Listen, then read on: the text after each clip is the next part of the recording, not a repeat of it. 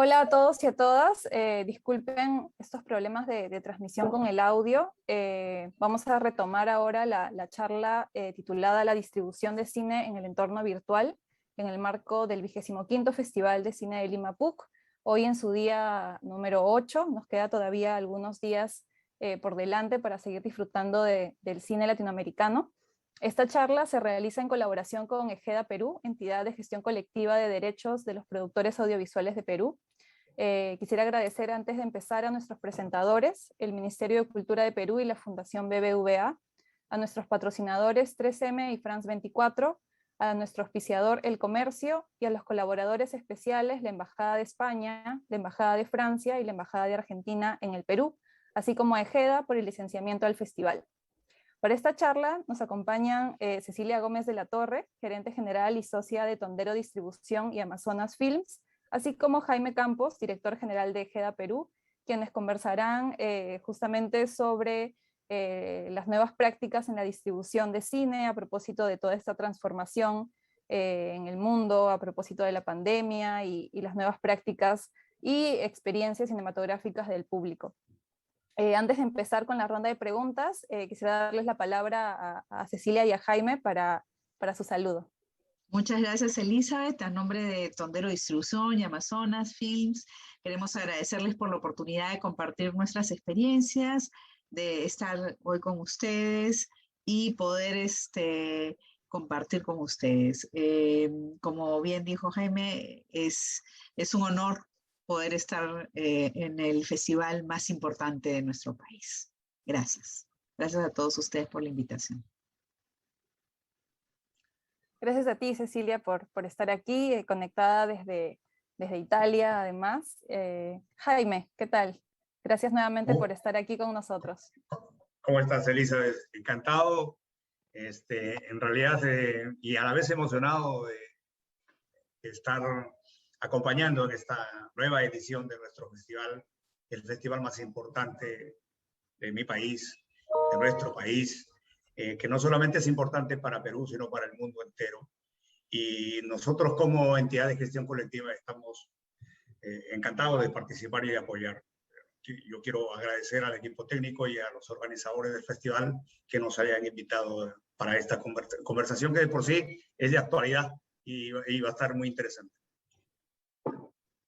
Claro que sí, es sumamente actual este tema que implica además mucho trabajo de parte de un grupo de profesionales del cine que cada vez se van formando, además más aprendiendo sobre estos nuevos temas y prácticas, ¿no? Y bueno, yo quería empezar preguntándole a Cecilia, una profesional de renombre y mucha trayectoria además, ¿cómo así llegó al mundo de la distribución? Y digamos, ¿qué necesidades encontraste, viste que se debían cubrir en este rubro, en esta fiesta de la circulación de cine que es tan importante? Bueno, llegué en realidad hace muchos años, ¿no? Digamos, más de 25 años.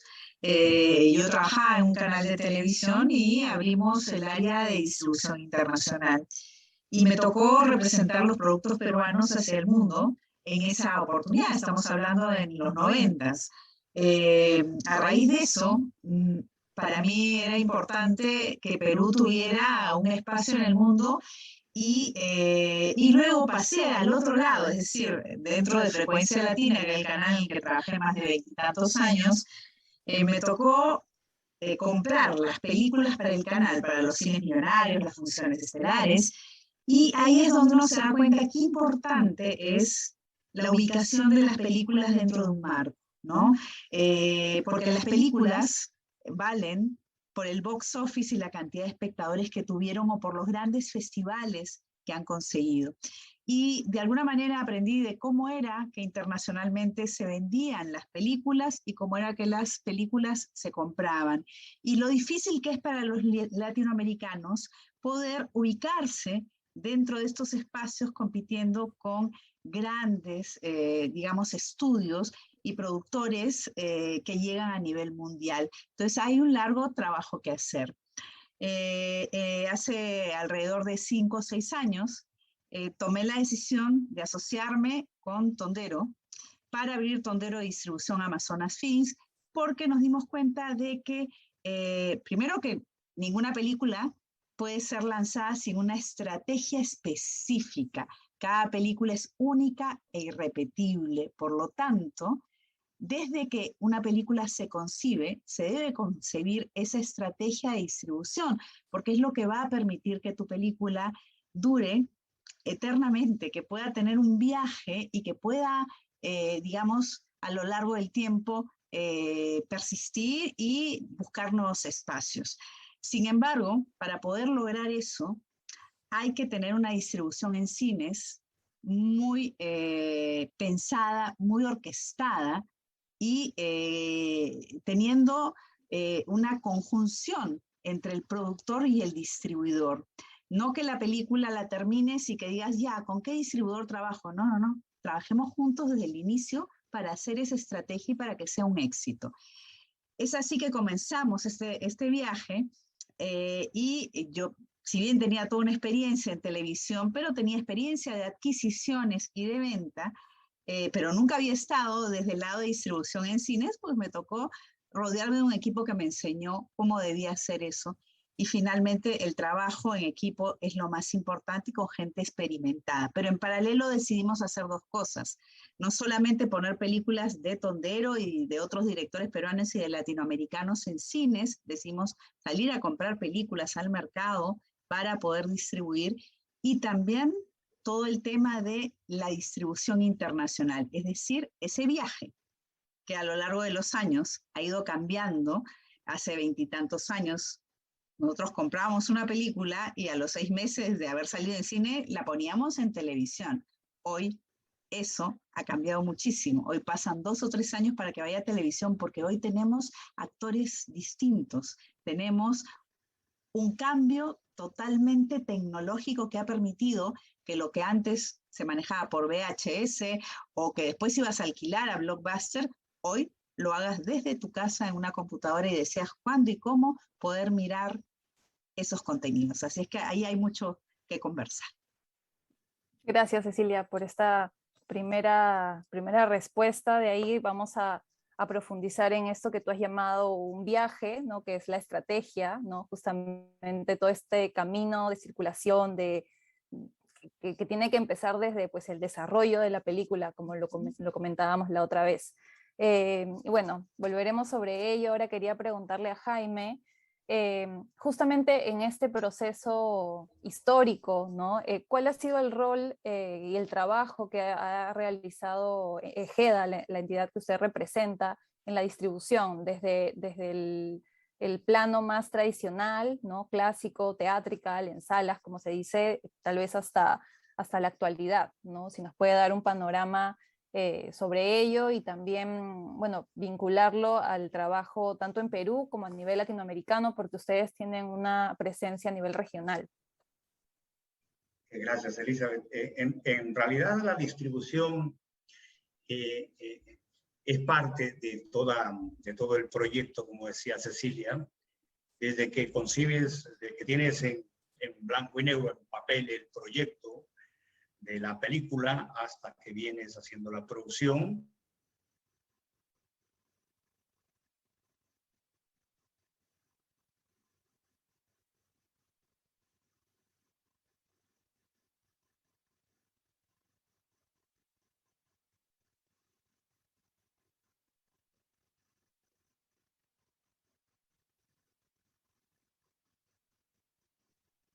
Creo que estamos teniendo unos problemas con la Sí, señal de Jaime.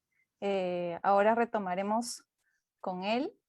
Justamente Jaime nos estaba comentando todo este trabajo que empieza con bueno, que la distribución realmente es un trabajo y es un tema, una estrategia que se tiene que empezar a trabajar desde el inicio de los proyectos, ¿no? Me parece que él estaba hilando justo esa así idea. es. Esperaremos a que regrese, pero puedo aprovechar justamente a preguntarle a Cecilia cómo se han transformado este tipo de estrategias, ¿no? De promoción y distribución en los proyectos que tú has llevado a cabo, que tú estás realizando, ¿no? De hecho, has notado un cambio en los paradigmas cuando se Sin trata duda. del Sin desarrollo. duda, sin duda, y justamente cuando uno quiere digamos, que su proyecto llegue a las plataformas grandes que hoy día existen, esa estrategia es sumamente importante.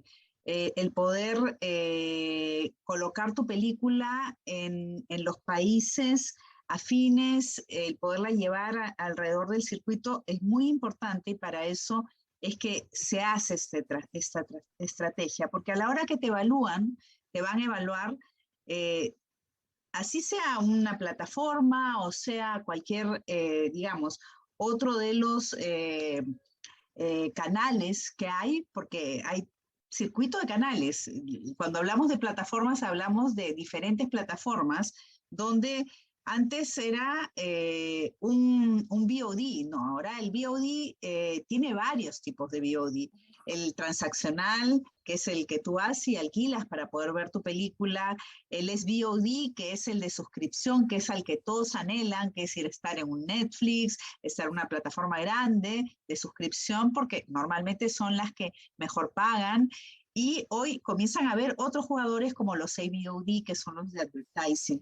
Pero si un productor no conoce qué son exactamente cuál cada uno de esos, digamos, diferentes jugadores de la industria, va a ser muy difícil que puedas cuidar la película, porque hoy existen muchas plataformas que son no exclusivas, y realmente cuando tú te planteas un objetivo, dices, ¿dónde quiero llegar?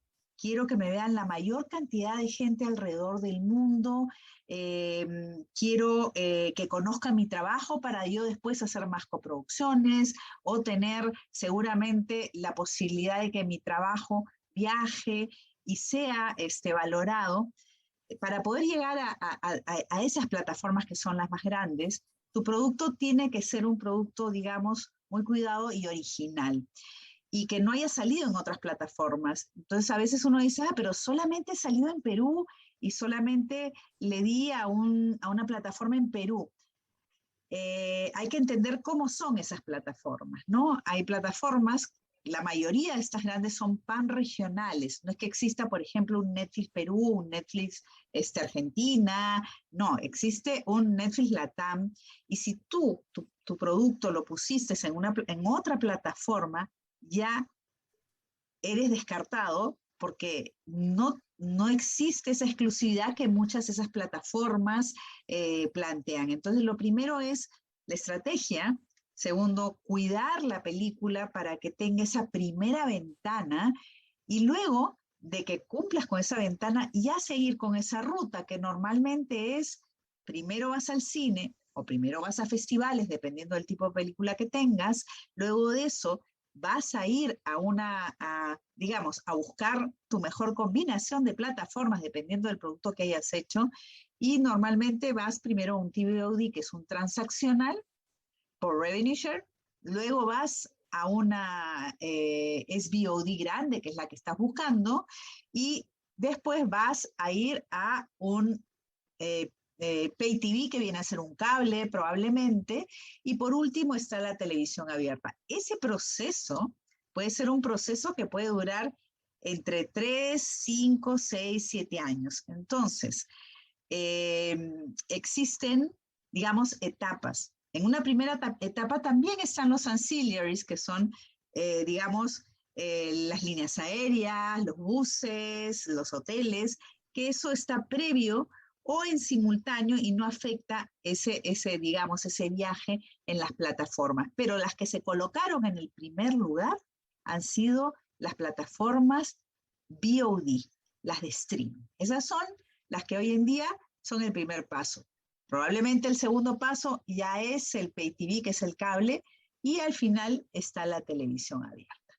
Entonces, siempre hay que, en esa estrategia, considerar, dependiendo del producto que tienes, cómo es esa ruta que tiene que seguir para cuidarlo y que te vean la mayor cantidad de personas, y que además puedas, de alguna manera, monetizar y recuperar la inversión que has hecho en esa película para seguir produciendo en muchos casos, ¿no? Gracias, Cecilia. Ahora volveremos sobre todos esos conceptos tan nuevos, entre comillas, que no son tan nuevos, pero que justo ya están como a la mano para que los productores, productoras puedan justamente hacer sus estrategias. Volviendo con Jaime, quien afortunadamente ya está con nosotros. Ya viste que el Internet nos juega una mala pasada.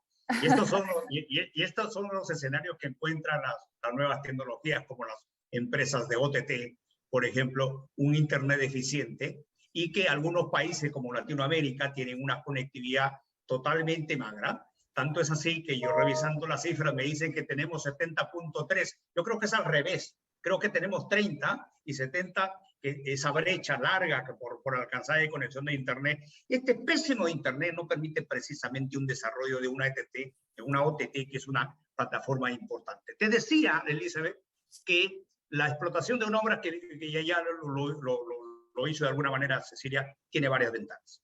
La primera ventana y la más importante para la obra audiovisual, para el productor cinematográfico, es el cine. Es el cine. Y por más nuevas plataformas que aparezcan, tenga la absoluta seguridad que el cine no va a desaparecer, porque existen muchos cinéfilos y mucha gente queremos volver a ver cine.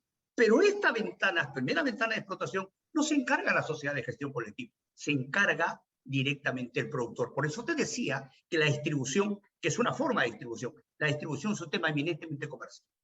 La segunda ventana pudiera estar en el orden, si quieres, invertido: televisión abierta y televisión cerrada.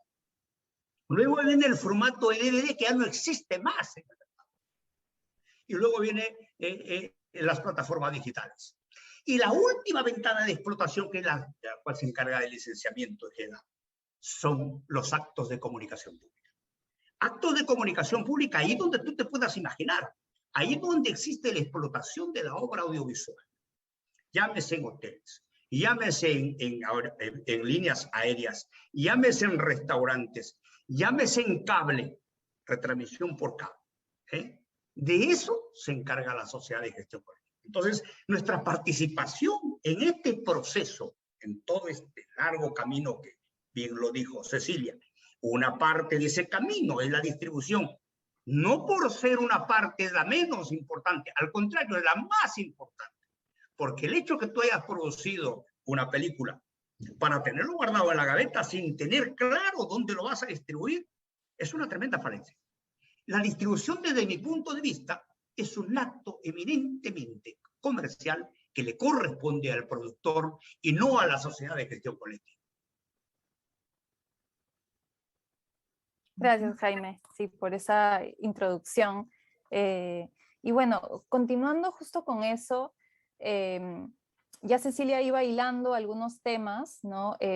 Nos has hablado de las diferentes ventanas, el VOD, el SVOD, y yo quería también retroceder y comentar toda esta nueva aparición de actores, de agentes o profesionales que ahora intervienen en la circulación de películas en el mundo, y que están muy ligados a otra, digamos, otra forma de generar y de terminar desarrollando una película, que es la coproducción. El otro día comentábamos, ¿no?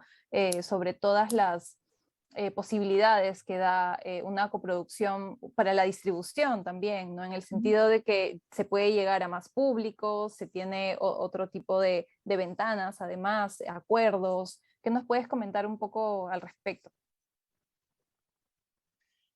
A ver, el país, nuestro país como tal, tiene varios convenios para realizar coproducciones. En los últimos 5 años hemos tenido, por suerte, varias coproducciones de nuestros productores locales.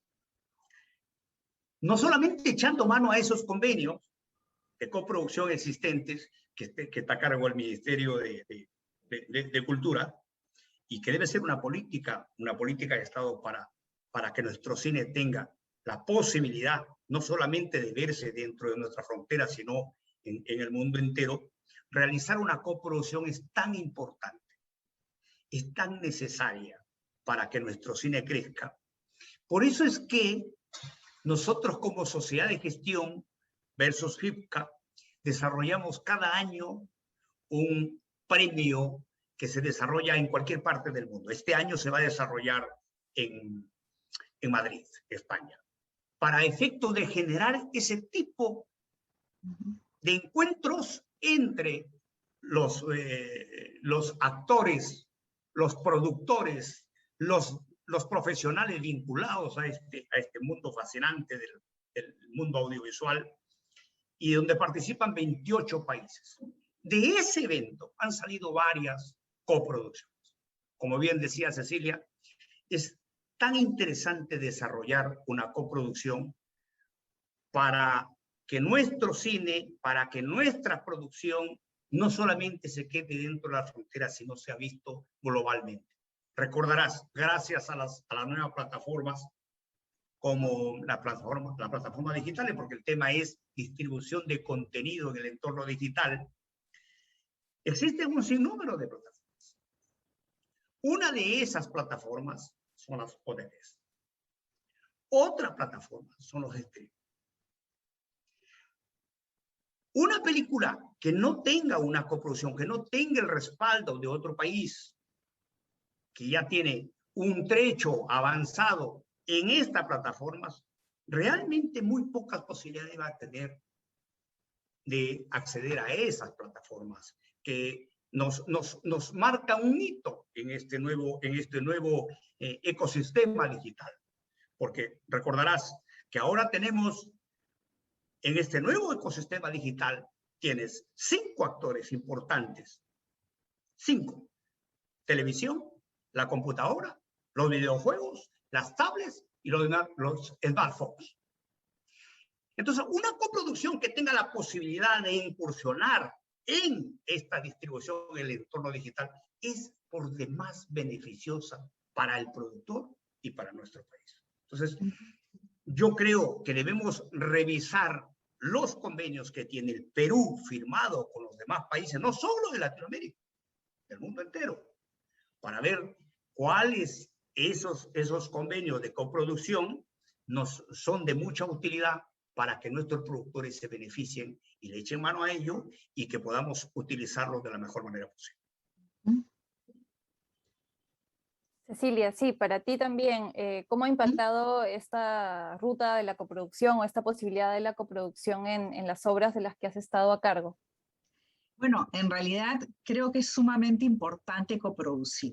Creo que los latinoamericanos tenemos que unirnos y sin duda hay países que colaboran a que tus productos sean más atractivos a nivel de cantidad de suscriptores. Hay plataformas que mientras que México, Brasil tiene 15 millones de seguidores, de suscriptores, Perú, por ejemplo, tiene 600.000.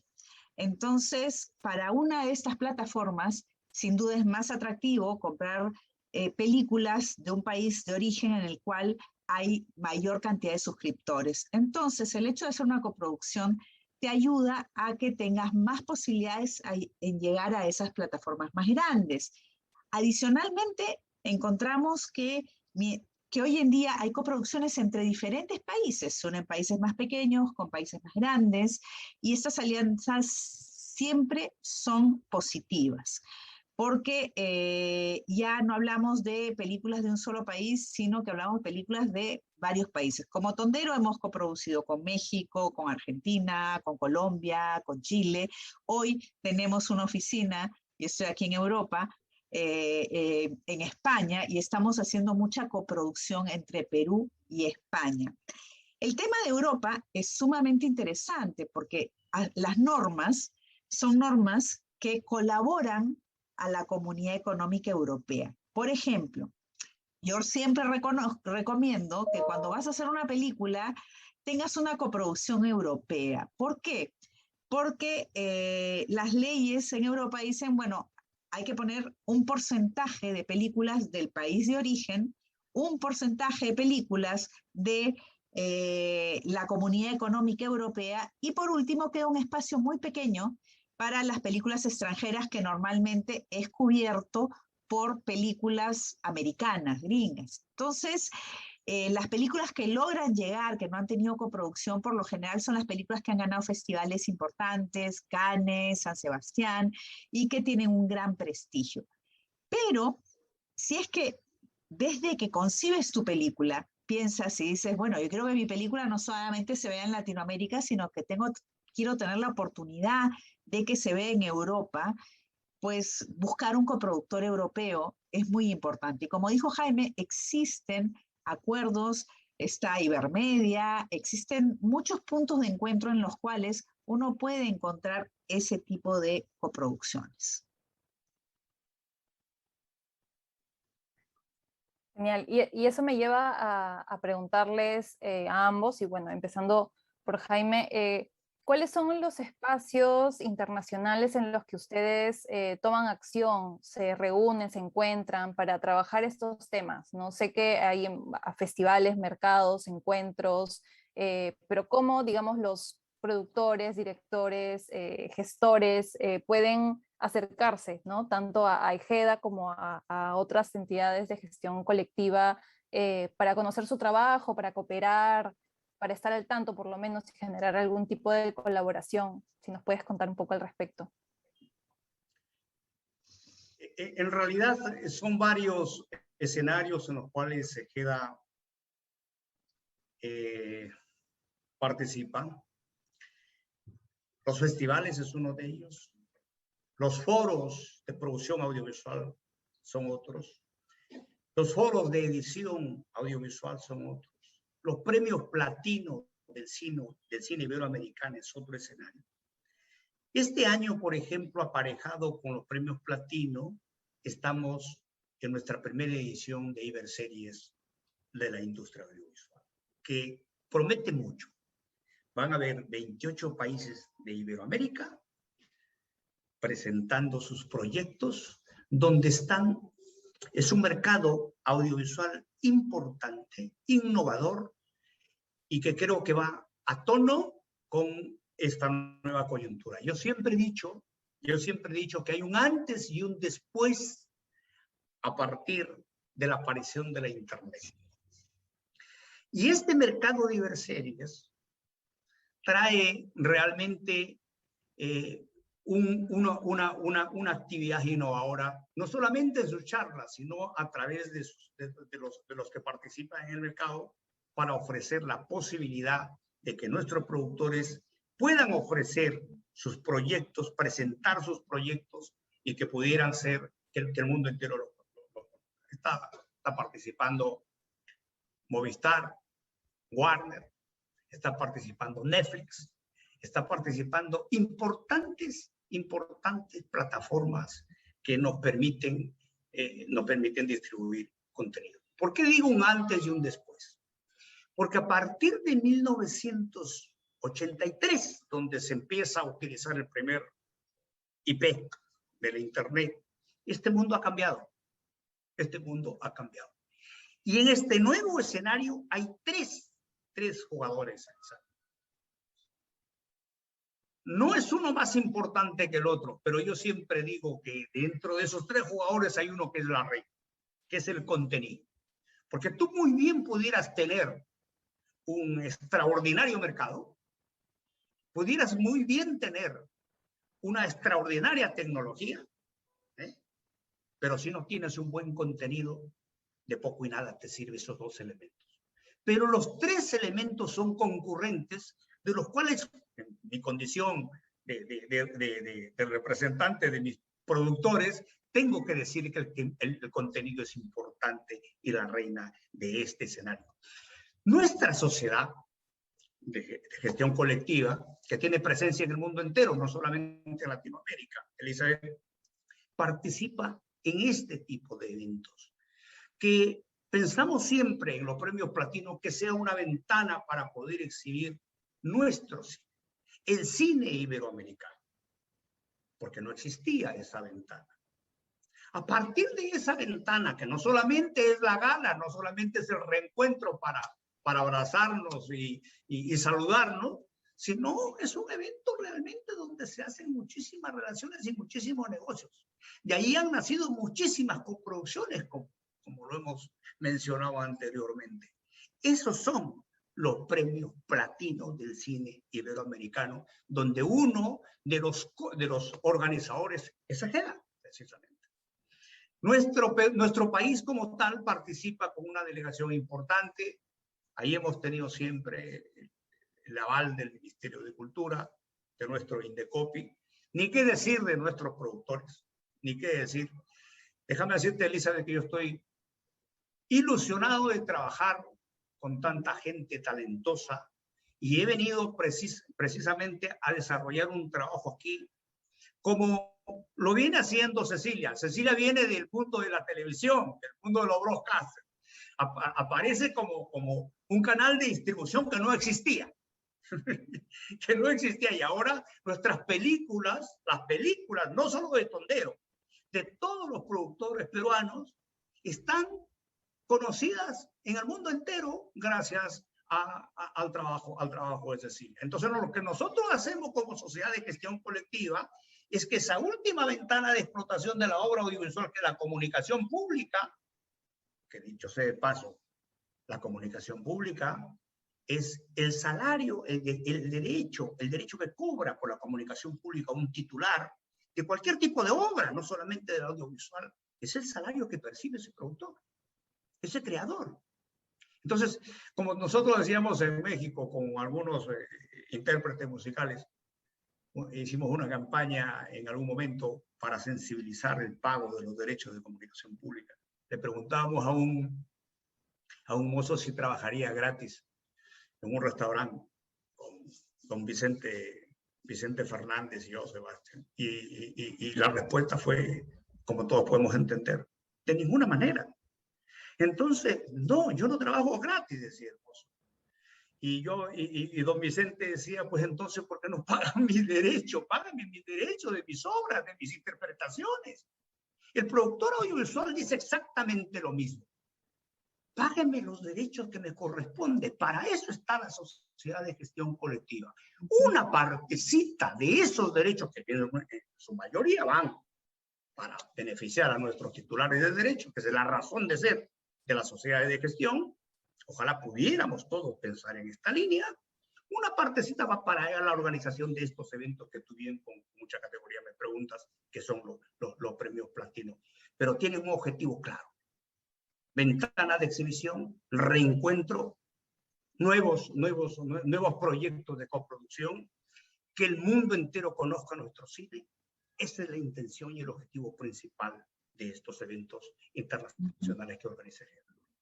Hay algo que yo descubrí, ¿no?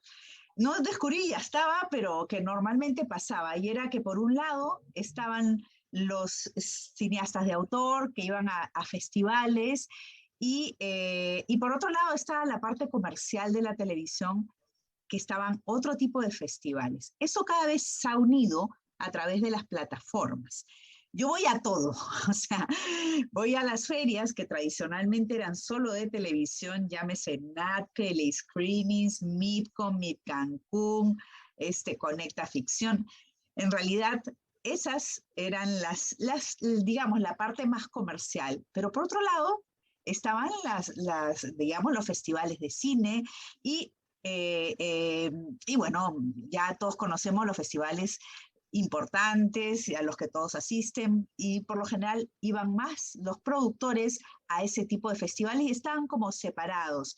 Desde que las plataformas comienzan a poner los directores, los mismos actores comienzan a trasladarse un poco al mundo de las series, y eso es la importancia también de las series, que ha acercado los dos mundos, ¿no? Comienza a tener mucho más visibilidad estos trabajos, y ya comienzas a ver a más productores de este lado y también a más comerciales del otro. Entonces, eso hace que quien salga ganando y quien se enriquece es el mundo audiovisual. Yo cuento una cosa pequeña también, que son puntos de encuentro, que ya no es tan pequeña. Hace 6 años decía, en nuestra industria audiovisual no existía del lado comercial no existía una asociación de mujeres de la industria audiovisual, por ejemplo, y se nos ocurrió con una colega de Miami formar WAWA. Worldwide Audiovisual Women's Association. Y comenzamos siendo solamente latinas, éramos alrededor de 40 y hoy somos más de 600 mujeres alrededor del mundo que nos juntamos para producir, para hacer puntos de encuentro, para presentar proyectos a plataformas, para poder entre nosotras gestionar, colaborar y ayudarnos. Y no solamente, si bien nació como una asociación de mujeres, no solamente hay mujeres, también estamos, nos encanta trabajar con hombres porque la vida es así, y compartir, y estamos haciendo cosas conjuntas. Ya estamos abriéndonos cada vez un poco más en ese sentido, y este también es un punto de encuentro. Para mí, Premios Platino ha sido una maravilla. Yo comencé a ir a Premios Platino cuando estaba en el canal de televisión, porque cuando el primer Premio Platino fueron a buscar a la televisión, nos dijeron, ustedes pueden transmitirla, y fue en Panamá, y recuerdo que en nuestro canal la transmitimos, esa primera gala, digamos, de la premiación de los Premios Platino, y después comencé ya desde Tondero a asistir, y he sido jurado, y este es otro espacio interesante para conocer contenidos, el poder ser jurado de diferentes, digamos, premios o temas internacionales. Eso te da una visión de la diferencia que hay en los diferentes estilos de los diferentes países, pero también los puntos de encuentro. Entonces, Premios Platino es un gran encuentro, y creo que Iberseries este año va a ser extraordinario. Ese es el primer, digamos, encuentro de Iberseries, que uno dice Iberseries suena solamente a series. No, está unido a Premios Platino, entonces están las películas y están las series, y creo que ahí hay una oportunidad bárbara, increíble, para todo el sector audiovisual. Deberían haber más iniciativas de ese tipo. Hay muchas, digamos, hoy hay muchos encuentros probablemente a través de Zoom. Esto ha ayudado, yo digo, para efectos del cine ha sido terrible porque el cine ha estado cerrado durante mucho tiempo. Y cuando me preguntan, ¿crees tú que debería irse todo para las plataformas? No, es que los productores solamente con las plataformas no van a poder cubrir los costos de sus películas. El cine tiene que seguir, y el cine hay que seguir apoyándolo, porque probablemente los grandes estudios pueden combinar y decir, salgo en plataforma y salgo en cines, porque ellos son dueños de las plataformas, y hablamos de estudios que tienen respaldos millonarios. Pero ¿qué pasa con todos nosotros los independientes? Los independientes necesitamos que el cine siga vivo para poder, primero, cubrir nuestros costos de producción y seguir invirtiendo en hacer lo que nos apasiona. Entonces, hay que mantener el cine vivo, y luego hay que seguir con las plataformas. Podemos hacer una combinación, pero la combinación yo particularmente la encuentro un poco más difícil para los independientes. Creo que el tener primero en cines las películas debería prevalecer, y luego pasar a una plataforma grande, porque si tú estrenas tu película en una plataforma, digamos, mediana, o si es transaccional no hay ningún problema, porque es como comprar una entrada al cine, pero abrirla públicamente, o ir en diferentes plataformas, te corta la posibilidad de ir a una plataforma más grande y pierde ese objetivo que tenías, que por un lado puede ser económico para recuperar tu inversión, pero por otro lado es también yo siempre digo, ¿qué quieres, fama o fortuna? Y claro, fama quiere decir que tu producto sea conocido a nivel mundial, y fortuna es que muchas veces recuperes la platita que has invertido. Hay gente que hipoteca su casa, vende su carrito para poder hacer su ópera prima y su película, y por lo tanto necesita recuperar esa inversión para poder seguir adelante. Entonces, la pandemia ha sido dura, pero también ha dado la gran ventaja de estar conectados y poder tener mucho más feedback y aprender cosas que no sabíamos, ¿no? Que hay gente que por no estar, por eso siempre yo digo, zapatero a su zapato, el productor es productor.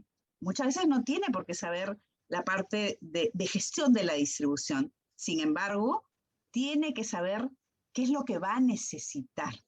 A mí me llega gente que me dice, Ceci, ponme tu película en Netflix. Y yo digo, ¿Sabes lo que implica poner la película en Netflix? ¿La has puesto en algún otro lado? Sí, sí, pero solamente en Perú. Ya va a ser más difícil que la puedas poner. Segundo, cuando tú vendes a estas grandes plataformas americanas, necesitas pagar un seguro de errores y omisiones, que dependiendo de que si te compran a nivel latinoamericano, a nivel mundial, cualquier plataforma en Estados Unidos te lo va a pedir y te puede costar desde 10,000 hasta $40,000, y eso lo paga el productor. Por lo tanto, en tu presupuesto, desde que tú concibes hacer tu película, tienes que considerar que si quieres llegar a una plataforma grande, vas a tener ciertos gastos de doblaje, de pago de derechos que tienes que hacer. Cuando uno dice, bueno, me voy a ahorrar y voy a grabar en ese restaurante que me ha hecho un canje, y de repente no cuidaste y atrás de tu restaurante, ahí en una pared había un cuadro, un garabato. Y de, bueno, esto debe ser una cosa que nadie conoce porque no es un artista conocido. Y a la hora que tu película por fin llega a una plataforma grande, de repente te llama la plataforma y te dice, oye, activa tu seguro de errores y omisiones porque nos ha escrito el dueño de ese cuadro y dice que no han pagado derechos.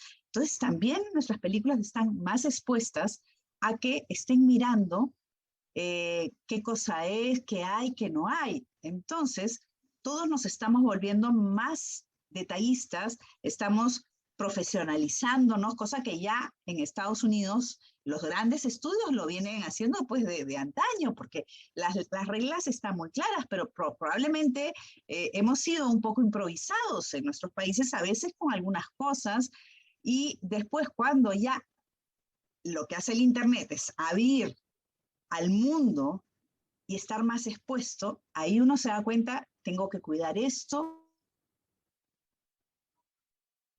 tengo que pagar. Y me canjearon la canción, pero te dieron los derechos mundiales, y ahí en eso Jaime es más experto que yo en el tema de derechos de autor, porque existen una cantidad de derechos que uno tiene que pagar. Entonces, desde que concibes la película, tienes que ser muy cuidadosa para que esa película pueda viajar y además pueda llegar donde tú quieras, y además que tengas el presupuesto para poder hacerlo, porque, y ahí es donde digo que bien vienen las coproducciones, porque cuando son varios, tienen la posibilidad de gestionar probablemente esa parte económica mucho mejor. Sí, justamente, bueno, hace un par de días tuvimos una charla con Indecopy en la que se hizo mucho hincapié en la importancia de gestionar correctamente los derechos de autor, y pues invito a todos a que la revisen en el canal de YouTube porque realmente conecta muy bien con lo que se está contando ahora, ¿no? Si uno no tiene una correcta gestión desde el inicio del proyecto de los derechos de autor, pues no puede presupuestar, no puede luego tener estas ventanas de venta, como lo comentaba Cecilia, donde se tiene que pagar un seguro, se tiene que estar con los derechos absolutamente saneados, y eso es súper importante. Y esta, como la otra charla y todas estas discusiones, charlas que se vienen teniendo en el festival, son justamente para aportar con un granito de arena en la profesionalización del sector, ¿no? Porque bueno, en el festival programamos películas, pero sabemos y somos conscientes de que muchos de los quienes están ahí detrás y viéndonos y siguiendo el festival son profesionales y son público, ¿no? Entonces hay una retroalimentación constante de ello. Y a propósito de lo que comentaba Cecilia de Guagua, yo también tenía ahí se le iba a preguntar justamente, pueden encontrar la información de Guagua en su página web, les recomiendo muchísimo estar al tanto de las actividades de ustedes, y no solo, digamos, de Guagua, sino hay tantos espacios formativos para conocer todos esos espacios, mercados, instancias que pues ayudan mucho a entender cómo funciona todas estas dinámicas internacionales y nacionales, sobre todo para prever desde el inicio a dónde quiere llegar el proyecto, ¿no? Y tener una visión un poco más panorámica de cuál es el estado de la producción. Yo quería preguntarles también, porque se ha ido mencionando un poco de taquito, la importancia del público, o cómo estamos presenciando una transformación en el mismo público al que nos dirigimos. Ahora hay diversas audiencias que pues se conectan a plataformas, tienen posibilidad de ver en canal de cable, televisión, incluso están esperando la reapertura de salas. ¿Cómo llegar a ese público y cómo relacionarse con él en tanto pues hay una transformación en la experiencia cinematográfica que es indudable, ¿no? A partir de, bueno, de la pandemia, pero también, como Jaime lo ha mencionado, el auge del internet, de las redes sociales. Hay un abanico y una posibilidad de contenido que es abrumadora. ¿Cómo llegar al público a partir de ello? No sé si Jaime nos quiere dar algún alcance y luego vamos con Cecilia. Como estamos en comerciales, yo también diré que Iberseries no es únicamente dedicado a series. Están largometrajes y documentales también, entonces es un evento completo. Es cierto, y coincido con Cecilia, que la primera ventana de explotación de la obra audiovisual es el cine. Sea para el estudio grande o para el independiente. No hay duda. Pero esas ventanas de explotación se van a cortar. Se van acortando. Tanto es que se van acortando que ahora, por ejemplo, ha cambiado tanto el comportamiento del usuario y del mercado. Porque el usuario no es pasivo nunca más. Ya no es pasivo. El usuario es proactivo ahora. Tanto es así, tenemos un usuario productor. Ejemplo, un youtuber. Ya quisiera un canal de televisión tener la audiencia que tiene un youtuber. Entonces, consecuentemente, la llegada de las nuevas tecnologías a través del internet, porque recordemos que el entorno digital no es el almacenamiento de información en ceros y unos, es la presencia necesariamente en internet. Es decir, que el usuario tenga la posibilidad de ingresar al contenido cuando quiera, de donde quiera y como quiera. El usuario ya no es más el usuario pasivo. Consecuentemente, esta línea vertical de la distribución de contenidos ha cambiado gracias a las nuevas tecnologías. Acuérdense, antes de la existencia del cable, uno llegaba corriendo a ver la novela o la serie a la televisión abierta. Cuando apareció el cable, si uno no llegaba, cuando menos lo grababa. ¿Recordarán ustedes? Pero ahora no tengo necesidad ni de correr ni de grabar. Ahora simplemente, a través de la interactividad, lo que hago es activarlo cuando quiero y activarlo desde donde quiero. Desde mi smartphone, desde mi computadora o desde el Smart TV. Consecuentemente, el comportamiento del mercado, del usuario, que es un solo mercado para todos. Todos estamos compitiendo ¿por qué? Por segundos y horas de atención a ese entretenimiento. ¿Quiénes son todos? Televisión abierta, televisión cerrada, plataformas digitales. Dentro de ellas tenemos página web, BitTorrent. Aunque los programas BitTorrent, recordarán ustedes, fueron mal utilizados esta interesante tecnología para usos ilícitos, cuando realmente es una muy buena tecnología para intercambiar contenidos lícitos. Redes sociales, todas aquellas que conocemos, y el gran streaming que ha dado la hora, hoy por hoy, para la distribución de contenido. Ese comportamiento del mercado que está compuesto por usuarios, que no es nunca más pasivo, sino es proactivo, está en relación estrictamente con estas bondades que trae el streaming para la distribución de contenido. Consecuentemente, el productor tiene que echarle una mirada a estas plataformas, no porque sea la más importante para la explotación de su contenido. Algunos estudios van a la par, otros dejan una ventana más, dependiendo de quién se trate. Pero no podemos dejar estar presentes allí porque estamos hablando de un mundo globalizado. Estamos hablando de la distribución de un contenido al mundo entero. Al mundo entero. Y aquí hago una reflexión, un tremendo reto para el derecho de autor. Porque recordarán ustedes que la explotación de los derechos de autor son territoriales. Y ahora resulta que tenemos el contenido puesto a disposición o distribuido para el mundo entero. ¿Cómo geocalizo? Es posible tecnológicamente hacerlo, pero a mí como productor me conviene geolocalizar mi contenido. No, me conviene que todo que esté disponible al mundo entero. Consecuentemente, tenemos un reto para el mundo del derecho de autor de refrescar esos convenios, los convenios internacionales, y nuestras legislaciones en nuestros países a la par con los avances tecnológicos, a la par con esta bendición que es la tecnología.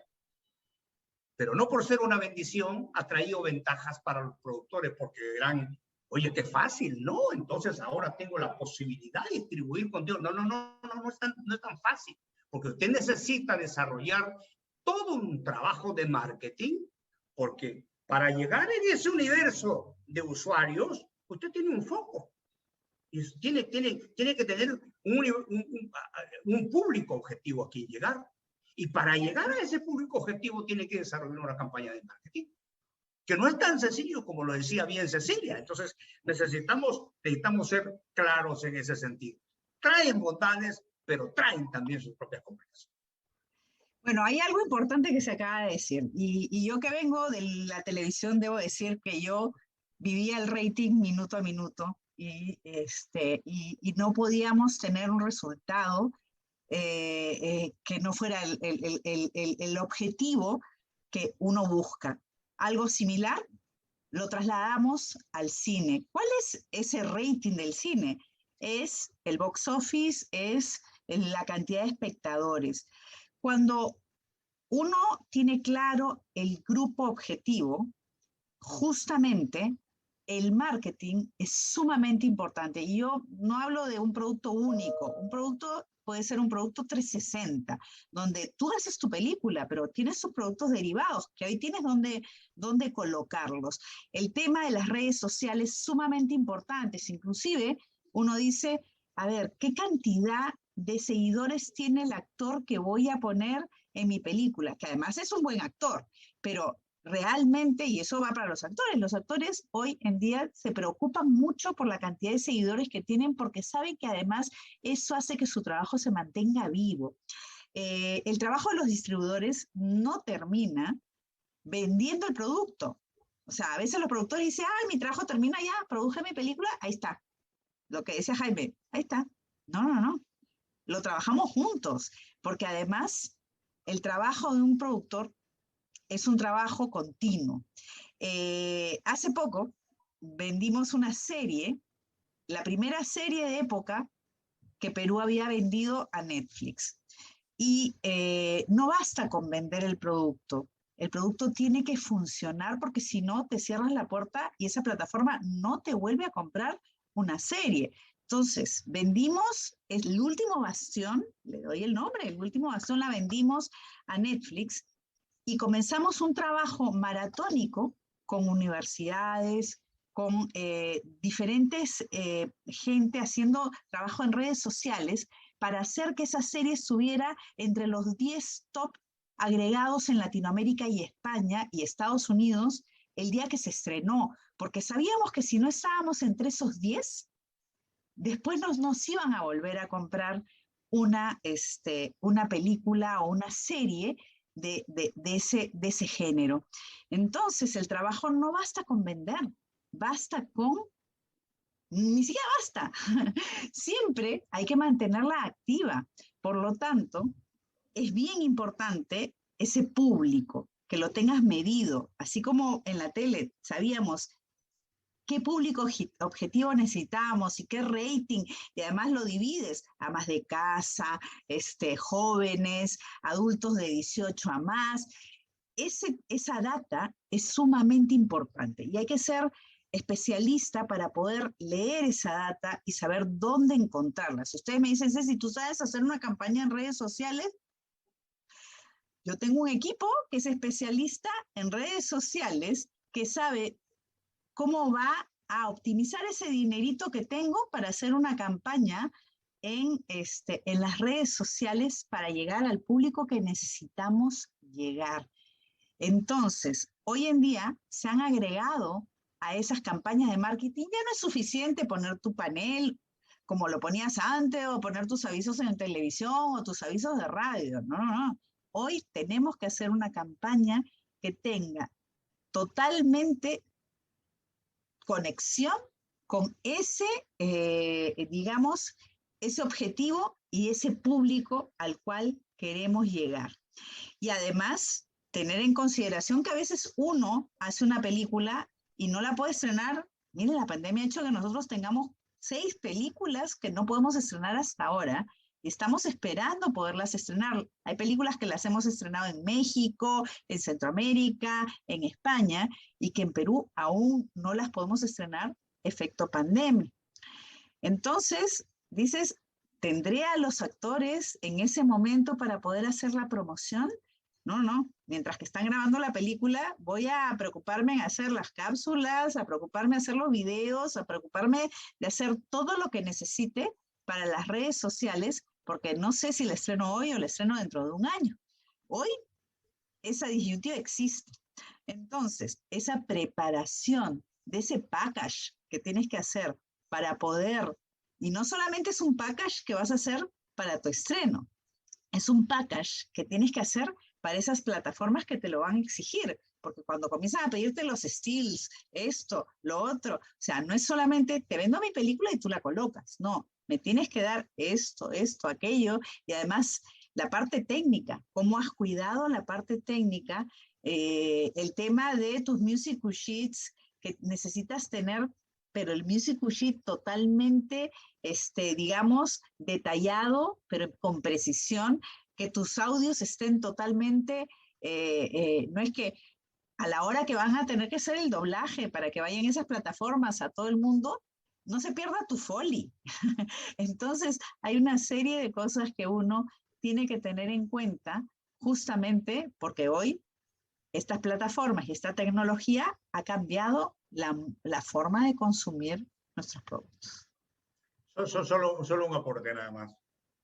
Mira, ese actor tiene la cantidad de seguidores, como dice Cecilia, porque saben la calidad del actor.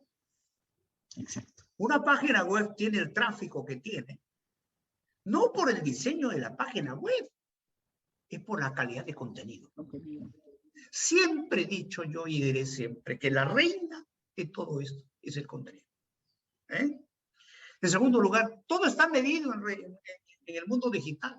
En el mundo analógico, tal vez hay algo que se puede esconder, pero en el mundo digital nada se puede esconder, absolutamente nada, porque existe inteligencia tecnológica que nos permite. A ustedes no les ha ocurrido que de YouTube no les mandan, de cada canción que escuchan, no le mandan un álbum de canciones estructuradas precisamente por esta medición de hábitos de consumo. Todo está medido. Más aún, yo en algún momento dije que el primer IP que se usó a través del Departamento de Estado de Estados Unidos fue en 1983. Fíjense, es tan interesante este tema que nos pudiera llevar un par de horas a hablar. Solo con IP, que son números, 12 números separados con puntos, sabremos nosotros quién se conectó, desde dónde se conectó y qué contenido compartió. Aquí me lleva entonces a hacer una reflexión. El contenido que está en la internet, en cualquier plataforma de internet, ¿es susceptible de ser usado libremente? No. La respuesta es no. Será usado libremente siempre y cuando el titular del derecho lo haya puesto a disposición para que sea utilizado por cualquier usuario. Pero si no está siendo autorizado de esa manera, no puede ser susceptible de uso. Sí. Ningún tipo de obra, no solamente hablo de obras audiovisuales, ningún tipo de obra. Finalmente, lo que decía Cecilia, a veces nos encontramos con tantas sorpresas cuando estamos haciendo una producción, porque no hemos echado mano a una herramienta importante, el derecho preventivo. Oiga, el productor es productor, sabe hacer películas. El director, el guionista sabe hacer guiones, sabe dirigir, punto. Pero consulta al abogado para que se cure en salud y tenga la absoluta certeza que su obra está protegida y cuenta con todas las autorizaciones de todos los derechos que quiere contar. Derecho preventivo. Pero a veces llamamos al abogado cuando realmente ya tenemos una denuncia penal o una demanda. Eso no es así. Entonces, ojo, así como nuestro contenido no puede ser puesto a disposición, no puede ser distribuido, no puede ser utilizado libremente por cualquier persona que no cuente con la autorización del titular del derecho o de la sociedad de gestión colectiva que lo representa, porque palabra más, palabra menos, toda la legislación de Latinoamérica es más o menos lo mismo. Entonces, es importante decirle al productor, cúrate en salud, asesórate de un primer momento, para que inclusive desde cuando tengas en blanco y negro el proyecto, piensa qué derechos, qué licencias vas a necesitar para concretizar tu proyecto de tu obra audiovisual. Porque de lo contrario, bien decía Cecilia, no vas a poder utilizar una plataforma importante como Netflix, por ejemplo. Porque luego te van a decir, oiga, aquí hay la sincronización de una obra musical. ¿Usted cuenta con esos derechos? Muéstreme por favor la licencia. No, que me dio la sociedad de gestión colectiva, me autorizó la sociedad de gestión, pero la sociedad de gestión colectiva no tiene esos derechos. Esos derechos los tiene el titular. El autor, si se trata de un fonograma, el productor fonográfico, si se trata de una interpretación, el intérprete. Pero no los tiene la sociedad de gestión colectiva. Estos temas se pueden prever tranquilamente utilizando la herramienta de derecho preventivo. Muchas gracias por todos esos alcances que cada uno ha dado, tanto desde el derecho como desde la distribución y desde el marketing, que evidentemente, bueno, incluso pensando en festivales, en cualquier tipo de espacio, pues son las redes sociales ahora las que viabilizan ese contenido y esos eventos hacia las personas, ¿no? Entonces es necesario tener todo un equipo especializado detrás, ¿no? Y eso, como dice Cecilia además y Jaime, tenerlo presupuestado, ¿no? Cada zapatero su zapato, como han dicho, ¿no? Cada uno de acuerdo a la especialidad que tiene, porque al final la obra es un conjunto de autores, un conjunto de derechos que hay que saber además explotar de la mejor manera. Hay una pregunta que tenemos por aquí, y bueno, ya se ha conversado un poquito sobre esto, pero ¿qué piensan o cuáles son las perspectivas para ustedes, ya para ir redondeando el diálogo, sobre la convivencia entre las salas, cuando se reabran, ¿no? Y las plataformas, ¿no? ¿Cómo se va a experimentar el cine teniendo ambas posibilidades? Y además, también lo hemos conversado, ¿cuáles son las perspectivas pro y contra, qué sé yo, de tener una cuota de pantalla? ¿O cómo se puede manejar eso desde el ámbito de cada uno de ustedes? Empezando por Cecilia. A ver, la convivencia del cine y las plataformas ya es una realidad. Por lo tanto, esto va a continuar y probablemente inclusive vendrán más cambios.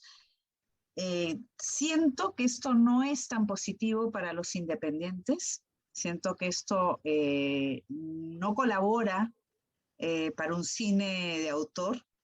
Creo que el tema del cine debería mantenerse y las plataformas que vengan en una segunda etapa. Sin embargo, probablemente eso no vaya a pasar, pero también es responsabilidad de los propios productores el cuidar que ese espacio no se debilite, ¿no? Creo que es una responsabilidad del lado de los que decidimos qué hacer con nuestros productos. Uno. Segundo, la segunda pregunta era, perdón Elizabeth, la segunda parte que era sí, sobre... A propósito de la cuota de pantalla, okay. Las ideas. Sí. A ver, yo creo que el tema de la cuota de pantalla funciona bien en lugares donde existe lugares comunes. Funciona muy bien en Europa porque tú tienes una comunidad económica europea donde puedes colaborar y donde hay leyes comunes.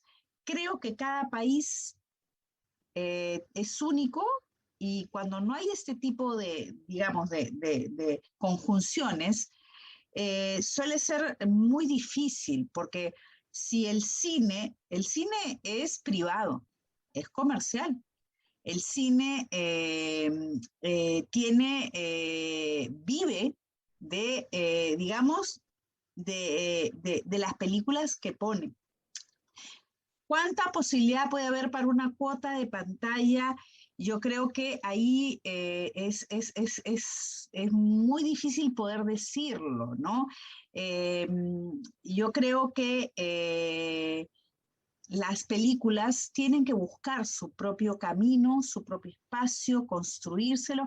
Y yo pongo siempre como ejemplo algo que me pasó.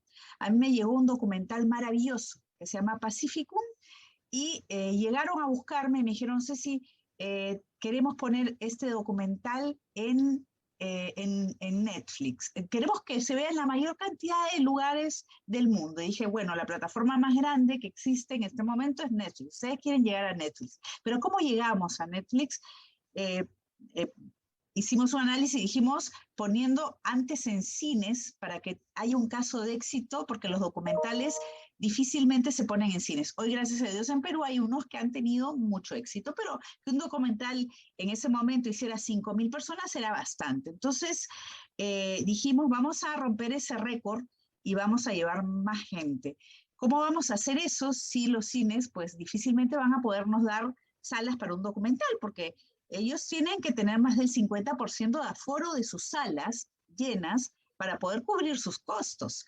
Entonces dijimos, vamos a darle la vuelta a esto, el documental es extraordinario, vamos nosotros a comprarles las salas de cines en horarios no tradicionales a los cines y vamos a llenarlos de gente que vaya, y en este caso, de niños.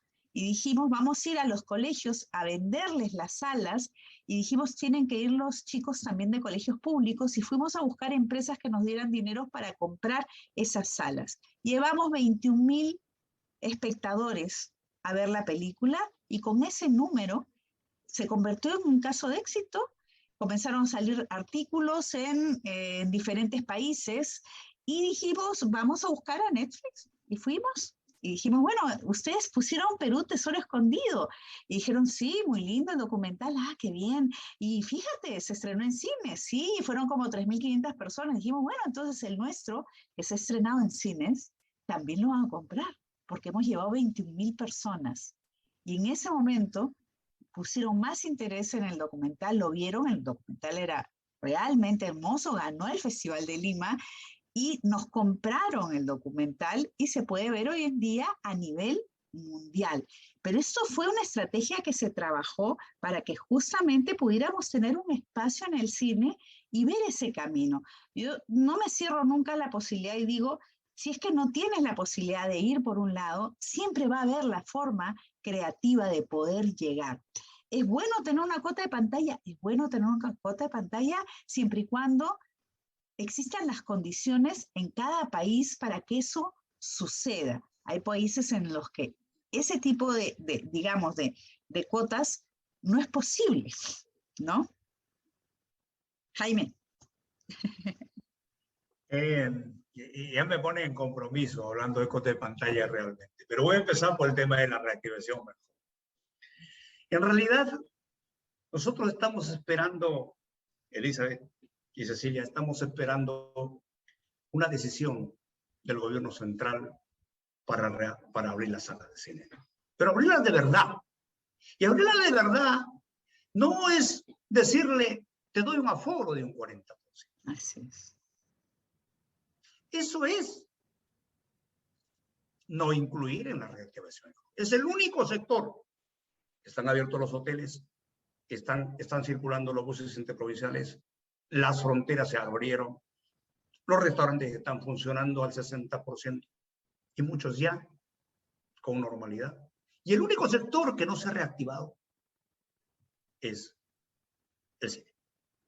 Y tenemos todos mis productores, me llaman, Jaime, ¿cuándo vamos a exhibir, a estrenar? Decía Cecilia que tenía 6. en gaveta para poder estrenarla. Si no hemos podido estrenar una película. Porque no es posible, si el dueño del establecimiento comercial me está condonando la renta a mi exhibidor, ¿cómo es posible que voy a abrir la sala de cine con un 40% para pagar el 100% de renta? Es un tema de sumas y restas, es un tema de costo-beneficio. Por Dios, eso no funciona más. Y peor todavía, te doy un 40% y peor. No puede vender nada, ni comida, ni chocolate, ni palomitas, ni nada. Eso no es una reactivación. Nosotros esperamos realmente que se ha involucrado el sector en la reactivación económica de verdad, porque ya no podemos esperar más tiempo. Estamos realmente angustiados por eso. La convivencia entre la exhibición tradicional, que es nuestra primera ventana y la más importante de cine con las plataformas, ya es una realidad. Realmente no hay para atrás. No hay para atrás. Algunos estudios, dependiendo de esto, sacan a la par su contenido, otros con una ventana más larguita y otra más cortita, pero al final de cuentas están utilizando ambos escenarios, priorizando la primera ventana de explotación, que es el cine. La cota de pantalla.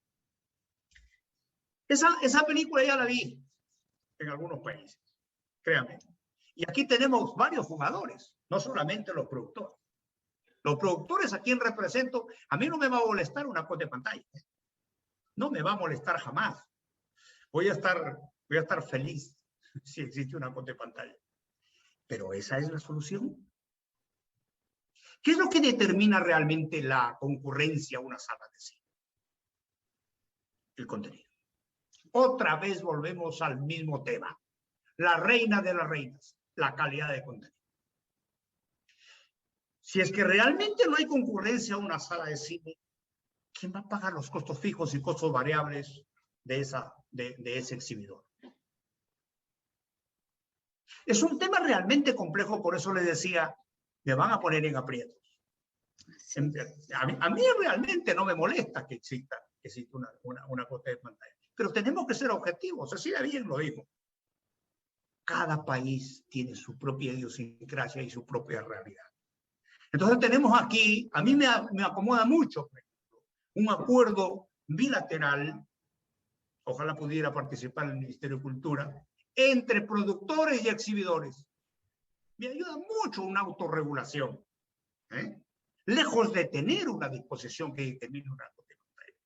Eso es mucho más viable y mucho más manejable que los dos actores importantes, exhibidores y productores, se pongan de acuerdo. Es mucho más viable eso. Lejos de generar una disposición legal que pudiera, lejos de juntarnos, de unirnos, pudiera separarnos. Y lo que menos queremos ahora en este escenario de una nueva realidad, porque no sabemos cuándo va a terminar esto, en realidad no sabemos cuándo va a acabar, es separarnos. Debemos estar mucho más unidos que antes. Y nuestro sector, por eso me encanta el sector, Elizabeth y Ceci, nuestro sector de productores audiovisuales es extremadamente unido. Es hermanado. Estamos hermanados productores, actores, directores, guionistas, todos hermanados. Créanme, es una fiesta, por eso es que yo disfruto mucho cuando nos encontramos en los premios Platino. Es una fiesta del cine iberoamericano, créanme. Cuando yo veo eso, regreso feliz a mi país. Entonces, la cota de pantalla, sí, siempre y cuando no afectemos derechos de terceros. Sí, siempre y cuando convenga a ese aliado natural que es el exhibidor. No soy abogado de los exhibidores, pero me pongo en los zapatos del exhibidor y creo que mejor acomoda y mejor nos viene un acuerdo, una autorregulación, un acuerdo interpartes que pudiéramos llegar a un punto medio. Creo que esa es la alternativa para Perú y no un dispositivo. Muchas gracias.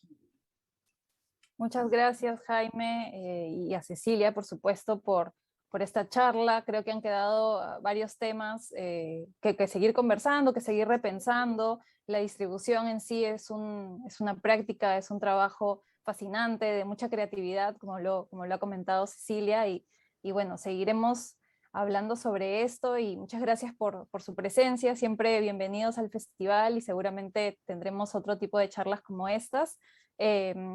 Comentar al público que nos está viendo que esta charla está disponible en el canal de YouTube del festival, así como todos los diálogos, encuentros que hemos tenido en esta edición.